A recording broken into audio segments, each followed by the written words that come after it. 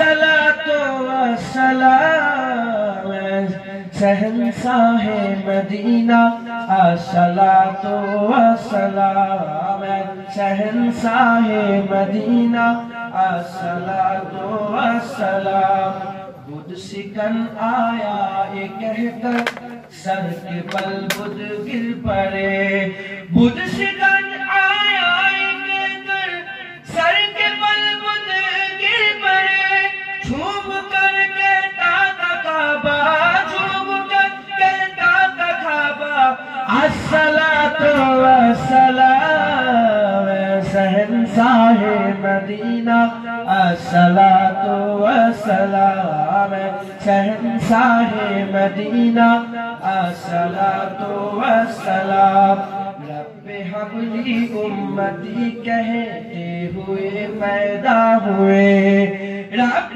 حب لی امتی کہتے ہوئے پیدا ہوئے رب حب لی امتی کہتے ہوئے پیدا ہوئے رب نے فرمایا کہ بخشا رب نے فرمایا کہ بخشا الصلاۃ والسلام شہنشاہ مدینہ الصلاۃ والسلام شہنشاہ مدینہ الصلاۃ والسلام سر جھکا کر باادب اس کے رسول اللہ میں سر جھکا کر باادب اس کے رسول اللہ میں کہہ رہا ہے ہر ستارہ کہہ رہا ہے ہر ستارہ الصلاۃ والسلام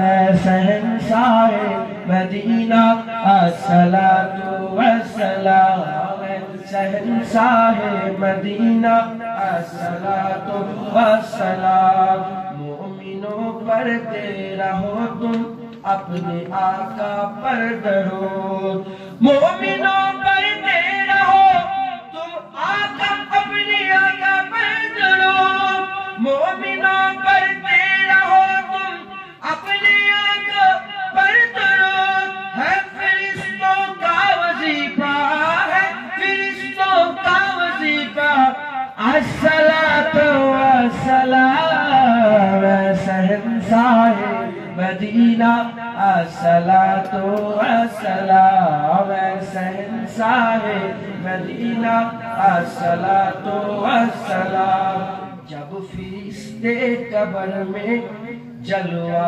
دکھائے آپ کا جب فرشتے قبر میں جلوہ دکھائے آپ کا جب فرشتے قبر میں جلوہ دکھائے آپ کا ہو جبا پر پیارے آقا ہو جبا پر پیارے آقا الصلاۃ والسلام شہنشاہ مدینہ الصلاۃ والسلام مدینہ الصلاۃ والسلام جینت عرش معلا جینت عرش معلا الصلاۃ والسلام شہنشاہ الصلاۃ والسلام اے شہنشاہ مدینہ الصلاۃ والسلام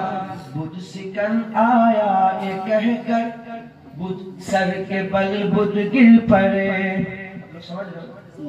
بدھ سکن آیا کہہ کر سر کے بل بدھ گر پڑے بدھ سکن آیا کہہ کر سر کے بل بدھ گر پڑے بدھ سکن آیا کہہ کر سر کے بل بدھ گر پڑے جھوم کر کہتا تھا کعبہ جھوم کر کہتا تھا کعبہ الصلاۃ والسلام مدینہ الصلاۃ والسلام مدینہ الصلاۃ والسلام شہنشاہ مدینہ الصلاۃ والسلام جینت عرش معلا جینت عرش से मुअल्ला अस्सलातु वस्सलाम शहंशाह मदीना अस्सलातु वस्सलाम शहंशाह मदीना अस्सलातु वस्सलाम शिवल्लाह। এই মাঝখানে জীবনে আমার আল্লাহ আমাদের পাঠিয়েছে, আমার আল্লাহ পাক কি করে আমাদের পাঠালেন? আমরা নুতফা ছিলাম, তার আগে আমরা কি ছিলাম? তার আগে পুরুষের সিদ্ধার ভিতরে এক ফোঁটা পানি ছিল, তার আগে মায়ের পাঁজরের ভিতরে এক ফোঁটা পানি ছিল, মায়ের পাঁজরের ভিতর থেকে পুরুষের সিদ্ধার ভিতর থেকে দুটো পানি আমার আল্লাহ টেনে বার করলেন।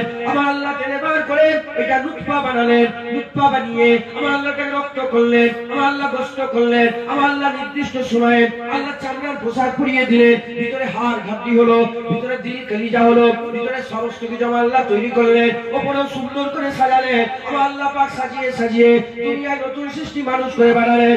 এই যে মানুষ হয়ে এলাম, আমার আল্লাহ পাক এই মানুষ করে যে বানালেন, এই দুনিয়াতে আমার আল্লাহ আমাদের জন্য বিধান দিলেন, কাপড় পরার বিধান দিলেন, দেখা সাক্ষাতের বিধান দিলেন, ভালো মন্দ বিধান দিলেন, হক হালালের বিধান দিলেন, হারাম হালালের বিধান দিলেন, ভালো খারাপের বিধান দিলেন, সমস্ত কিছু বিধান দিয়ে আমার আল্লাহ আমাদের বিবেক দিলেন, বুদ্ধি দিলেন, বিবেক বুদ্ধি দিয়ে আমার আল্লাহ আমাদের ছিলেন এটা ভালো রাস্তা, এটা খারাপ রাস্তা, এটা ডান দিকের রাস্তা, এটা বাঁ দিকের রাস্তা, এটা রসুলের রাস্তা, এটা শয়তানের রাস্তা, এটা জাহান্নামের রাস্তা, এটা জান্নাতের রাস্তা। আমার আল্লাহ পাক কুরআন শরীফে বলে দিলেন, অকুনতুম আমওয়াতান ফালিয়াকুম সুম্মা ইউমিতুকুম সুম্মা ইউহয়িকুম সুম্মা ইলাইহি তুরজাউন। তোমরা ছিলে মুর্দা, আমি আল্লাহ জিন্দা করেছি, আমি আল্লাহ তোমাদের মেরে দেব, আমি আল্লাহ বা জিন্দা করব, জিন্দা করে সুম্মা ইলাইহি তুরজাউন, তোমাদের করে কিয়ামতের ময়দানে দাঁড় করিয়ে দেব, ওখানে বিচার হবে। এই দুনিয়ার জীবনে এসে আমরা আল্লাহকে ভুলে গিয়েছি, হুজুরকে ভুলে গিয়েছি, আখিরাতকে ভুলে গেছি, কবরকে ভুলে গেছি, কিয়ামতকে ভুলে গেছি। এই যারা ভুলে গেছে তাতে করে আমার আল্লাহ আমার দূর দূরান্ত থেকে নিয়েছে জান্নাতের বাগানে জড়া করে দিয়ে আমার আল্লাহ পাক আমার বান্দাদের বলছে, তৈরি হয়ে যাও, তোমাকে কবরের সওয়ালের জবাব দিতে হবে, কিয়ামতে তোমাকে দাঁড়াতে হবে, পরিষ্কার তোমাকে পার করতে হবে, আর মিজান তোমাকে দাঁড়াতে হবে, আমলনামা দিও তোমাকে দেওয়া হবে, ফায়সালা হবে। জাহান্নামী হলে অনন্তকাল জাহান্নামে পড়তে হবে, আর জান্নাতি হলে অনন্তকাল আমার আল্লাহ আরাম আরাম দান করে দেবে।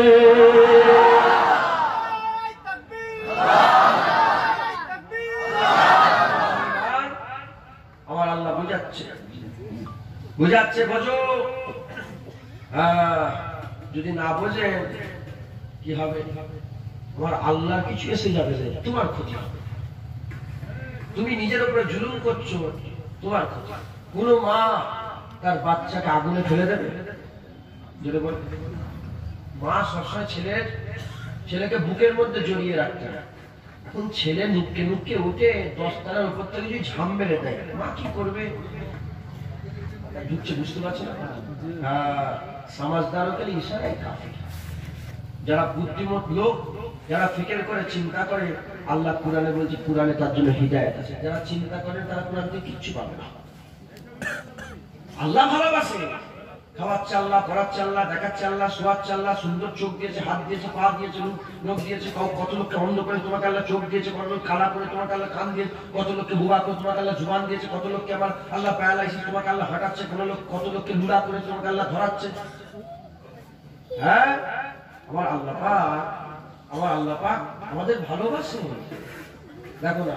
দেখো না সারাদিন ধরে কি করেছো, ঠিক খাওয়া হয়ে গেছে।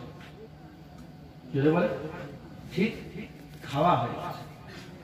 হ্যাঁ, আল্লাহ আমাদের মানুষ করে পাঠিয়েছে, শুকর আদায় করার দরকার আছে না? হয়তো জুনায়েদ বগদাদি একটা কুকুর থেকে এরকম হাত, জুনায়েদ বগদাদি জগৎ বিখ্যাত আল্লাহর ওলি ছিলেন। সেই জামানায় জুনায়েদ বগদাদির মতো কুতুব গোটা পৃথিবীতে ছিল না, একজন ছিলেন। গোটা পৃথিবীর মানুষের মধ্যে আল্লাহ পাক একজন করছিলেন, জুনায়েদ বগদাদি হুজুর। তিনি একটা কুকুর থেকে হাত জড়া করেছেন। যখন এরকম হাত জড়া করেছে, হাত জড়া করার সঙ্গে সঙ্গে কুকুরটা চলে যাওয়ার পর আমার হাত, যেমন সম্মানে তাজিম আমরা করি, মুরব্বী এসে গেল, যে এই যে আদব করা, এটা তো রাসূলের সুন্নাত আদব। হুজুর পাক সাল্লাল্লাহু আলাইহি ওয়াসাল্লাম হয়েও যখন আম্মা হালিমা যখন হুজুরের কাছে এলেন, হুজুর কি করলেন? নিজের চাদরটা খুলে বিছিয়ে দিয়ে বললেন, হ্যাঁ বসেন। সাহাবারা বলে, কে এটা ইয়া রাসূলুল্লাহ? কি এটা? হুজুর বলে চিনতে পারেন এটা হচ্ছে আমার দুধমা হালিমা। একবার জেনে বলেছে আমার ফাতেমা যখনই ঘরে ঢুকতেন রাসূলুল্লাহ উঠে দাঁড়িয়ে কিন্তু হযরত জুনায়েদ বগদাদি কি করছে, একটা কুত্তাকে দেখে হাত লাগানো যায়। যখন এই কুত্তাটা চলে গেল হাত খুলে দিল। মুরিদ বলে হে আমার পীর জুনায়েদ বগদাদি, আপনি বলবেন না একটা কুকুরকে দেখে কি আপনি হাত বাঁধলেন কেন? বলে কুকুরটা আমাকে একদিন প্রশ্ন করেছিল, কুকুরটা আমাকে একদিন প্রশ্ন করেছিল, জিজ্ঞাসা করেছিল। বলে কি জিজ্ঞাসা করেছিল? আমার পীর মুর্শিদ জুনায়েদ বগদাদি বলে আমাকে জিজ্ঞাসা করেছিল যে আপনি কি এমন কাজ করেছেন আল্লাহ আপনাকে মানুষ করে পাঠিয়েছে, আর আমি কি এমন ভুল করেছি আল্লাহ আমাকে কুকুর করে পাঠিয়েছে। কুকুর কে তৈরি করেছে? মানুষকে তৈরি করেছে। ফিকির করেন, চিন্তা করেন, এই কথাই অনেক বড় কথা। জুনায়েদ বগদাদি বলে আমি কিছুই জানি না, আমার আল্লাহ আমার উপর রহমত করে আমাকে মানুষ করে পাঠিয়েছে। আমার আল্লাহ আমাকে আমার উপর দয়া করে আমাকে মানুষ করে পাঠিয়েছে। আপনারা মানুষ, কুকুর আল্লাহ তৈরি করেছে নিঃশ্বাস নেয়, মানুষকে আল্লাহ তৈরি করেছে নিঃশ্বাস নেয়। কুকুর আল্লাহ তৈরি করেছে খায়, মানুষ আল্লাহ তৈরি করেছে খায়। ওখাও আল্লাহ পাক তৈরি করেছে, কুকুরকে আল্লাহ তৈরি করেছে। হ্যাঁ হাঁটে, মানুষ হাঁটে, বড় বড় বাচ্চা কাচ্চা হয়, মানুষের বাচ্চা কাচ্চা হয়। ও বুড়ো হয়ে মরে যায়, মানুষও বুড়ো হয়ে মরে যায়। আমরা কি এমন কাজ করেছি যে আমার আল্লাহ আমাদের করে মানুষ করে পাঠিয়েছে? মুসলমান আমাদের আমার আল্লাহ কি কমে? আল্লাহর ইহসানের কি কম আছে? নাউজুবিল্লাহ, আস্তাগফিরুল্লাহ। গুনাহ যাবে? হ্যাঁ মুসলমানের ছেলেরা তাই বলে দিয়ে যায় আল্লাহ আজকে নিচে বসিয়ে দিয়েছে, আল্লাহ আজকে জড়া করে দিয়েছে। তওবা করে না, আল্লাহর কাছে ফিরে আসেন, আল্লাহর দিকে, রাসূলুল্লাহর দিকে ফিরে আসেন। আল্লাহর দিকে যাও, রাসূলের দিকে যাও, জান্নাতের দিকে যাও, জাহান্নাম থেকে বাঁচো। যাও আল্লাহ দিদারের দিকে যাও। আল্লাহ ডাকছে, হুজুর ডাকছে, আল্লাহ ডাকছে, হুজুর ডাকছে। হাদিস পাকের মধ্যে এসেছে প্রতিদিন আমার আল্লাহ পাক কি করেন, আমার আল্লাহ পাক কি করেন? আউয়ালিন নাহারে আখিরিন নাহারে, যখন সূর্য উদয় হয়, যখন সূর্য উদয় হয়, আউয়ালিন নাহারে যখন সূর্য ডুবে যায়, আখিরিন নাহারে দিনের শুরুতে দিনের শেষে, এই দুটো সময় আমার আল্লাহ কি করে? ফজরের সময়, মাগরিবের সময় আমার আল্লাহ রহমতের দুটো কুদরতি হাত দুনিয়া থেকে বের করে দেয়। দুনিয়া থেকে বের করে দিয়ে বান্দাদের ডাকে, কেউ কি এমন নেই যে আমার কাছে মাপ চাইবে, যে আমার কাছে তওবা করবে, আমার কাছে ক্ষমা চাইবে? আর যদি ফজরে তওবা করে না, আমি সারা রাতের গুনাহ মাফ করে দেব। আর মাগরিবে যদি তওবা করে না, সারা দিনের গুনাহ আমি আল্লাহ মাফ করে দেব। দরকার কার? আল্লাহর না আমাদের? আমাদের দরকার। আমরা বছরকে বছর কেটে চাল রাখে ভুলে গেছি। আল্লাহর দরকার নেই। আমার আল্লাহ প্রতিদিন ফজরে মাগরিবে আসে একবার, জোরে বলুন। প্রথম তো আসমানে কুদরতি অবস্থায় এসে হাত বের করে দেয়, জোরে বলুন। মুসলমানের ছেলেরা তাই বলে দিয়ে যায় পাঁচটা জীবনের মধ্যে দুটো জীবন কাটিয়ে দিয়েছি, আর দুটো জীবন আমাদের বাকি আছে। মাঝখানের এই জীবন, এই দুনিয়ার জীবনের মধ্যে যাওয়াই পাঁচটা জীবন। এই পাঁচটার মধ্যে যদি হিসাব করো, সবচেয়ে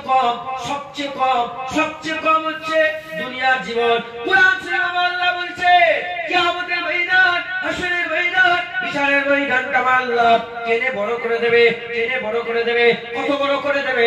50,000 বছরের কিয়ামত হবে। পুলসিরাতটা পার হতে কতদিন সময় লাগবে? পুলসিরাত পার হতে আর কতদিন সময় লাগবে? কিছু কম বেশি 400 বছর সময় লাগবে। এর কিয়ামতের ময়দানে কিছু কম বেশি 350-400 বছর মানুষ দাঁড়িয়ে থাকবে, বিচার হবে না, বিচার হবে না।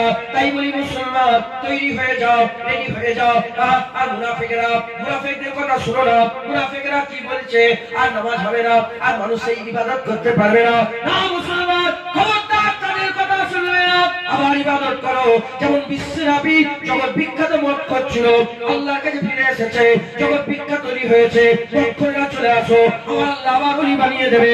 যেমন হাবিবা আজমি জগৎ বিখ্যাত সুদ করেছিল, আল্লাহর কাছে ফিরে এসেছে, জগৎ বিখ্যাত তৈরি হয়ে গেছে, আবার সুখ করে না ফিরে এসো, আমার আল্লাহ আবার ওলি করে দেবে। যখন ফুজাইল বিন ইয়াদ জগৎ বিখ্যাত ডাকাত ছিল, আল্লাহর কাছে ফিরে এসেছে, জগৎ বিখ্যাত ওলি হয়ে গেছে, আবার ফিরে এসো, আমার আল্লাহ তোমাকেও জগৎ বিখ্যাত ওলি বানিয়ে দেবে। এই নবী রহমাতুল্লাহিরা যেমন মুজাহিদ জামানের মুরিদ প্রতাপ চন্দ্র সেন মেহনত মুজাহাদা করে আল্লাহর কাছে ফিরে এসেছে, 40টা আফতারের সরদার হয়ে গেছে।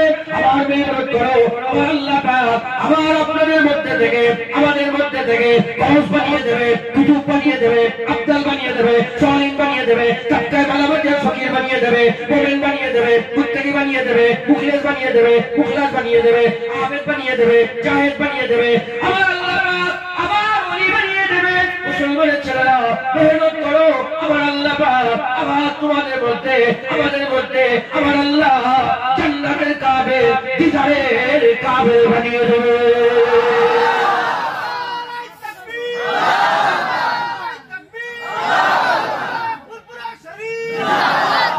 মেহনত করতে হবে, মুজাহাদা করতে হবে। আমরা দৌড়ানে সফর, আমরা সফরে আছি, আমরা যাচ্ছি, আমরা দাঁড়িয়ে আছি না যাচ্ছি বলে।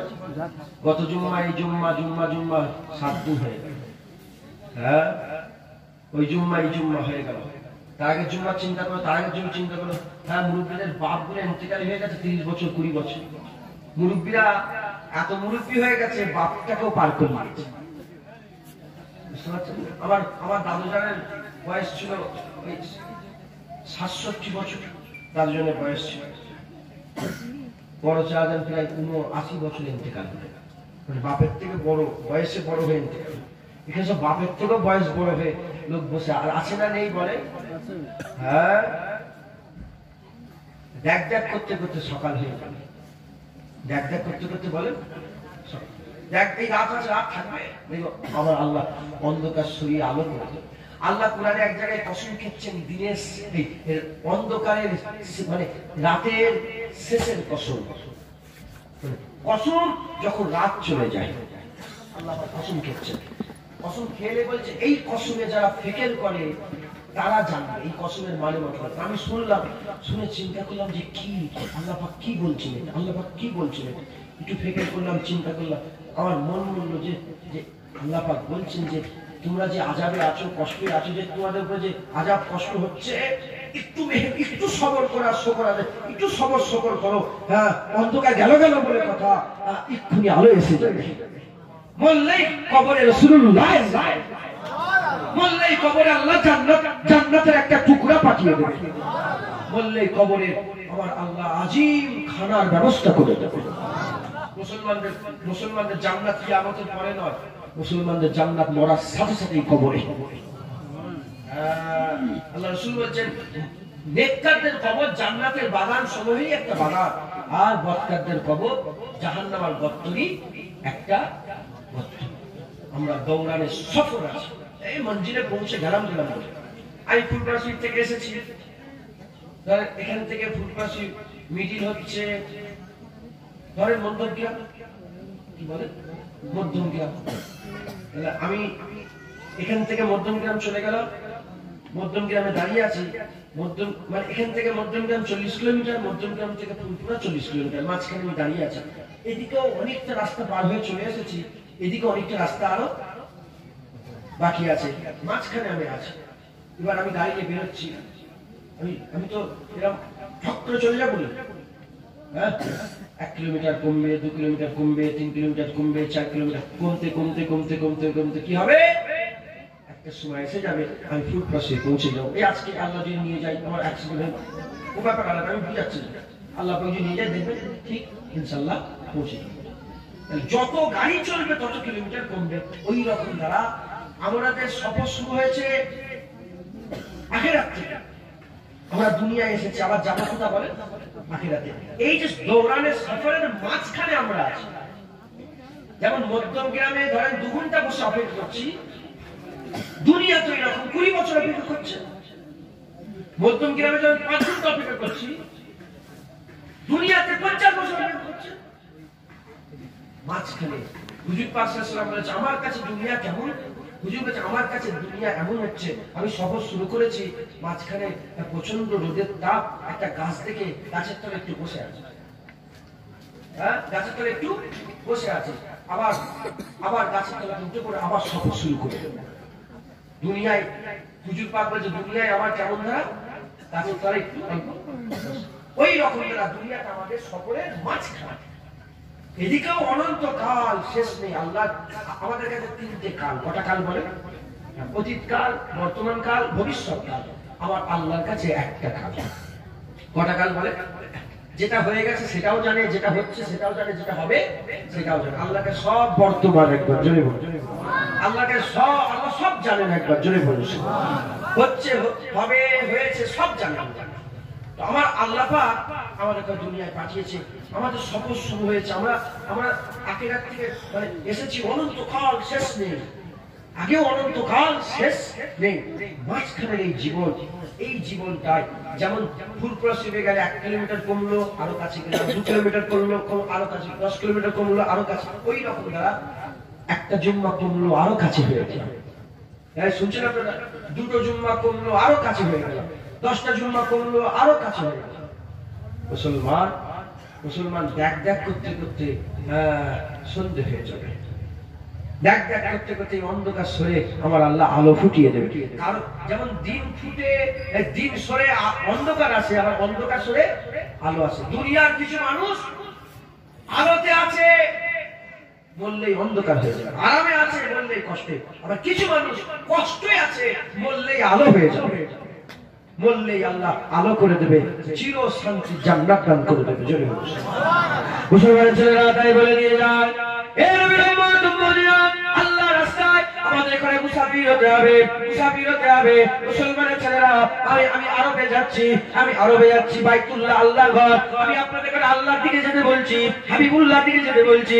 এবার আমি উদাহরণস্বরূপ বলি, আমরা আল্লাহর ঘরের দিকে যাচ্ছি, হাজী সাহেব বসে আছে, হাজী সাহেব বসে আছে, আল্লাহর ঘরে কাবা শরীফে যারা গেছে তারা বসে আছে। আমি জুনায়েদ নিজে গিয়েছি, আমি যখন গিয়েছি খুব সাবধানে কথাবার্তা, খুব সাবধানে কথাবার্তা, আমি কথাবার্তা খুব সাবধানে বলছিলাম। সুনাম আর পাক মেললেকে আর খারাপ জিনিস খবরদার, না না না, আল্লাহর দরবারে যাচ্ছি। এই মুসলমানের ছেলেরা সুনামি বলে নয়, যে কেউ আল্লাহর দরবারে কাবা শরীফে যাবে, যত বড়ই খারাপ হোক না কেন, যত বড়ই গুনাহগার হোক না কেন, সে যখন আল্লাহর কাবার দিকে যাবে, সে নিজের ইচ্ছা মতন শুনবে না, নিজের ইচ্ছা মতন বলবে না, নিজের ইচ্ছার মতন খাবে না, নিজের ইচ্ছার মতন পড়বে না, গান শুনবে না, বিপদ করবে না, গালাগালি করবে না, মদ খাবে না, খারাপ কাজ করবে না।